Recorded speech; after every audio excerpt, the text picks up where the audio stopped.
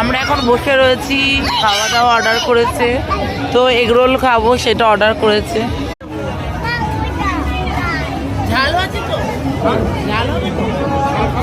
হ্যাঁ, লঙ্কা দিয়ে ঝাল দিয়ে দেখো, তিনটেই ঝাল দিও, তিনটেই লঙ্কা দিয়ে ঝাল দিয়ে দাও।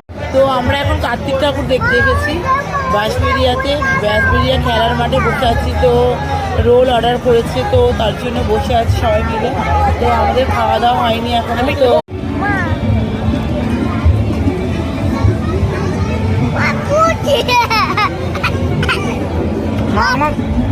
রাইডে উঠবে বলে কান্নাকাটি করছে।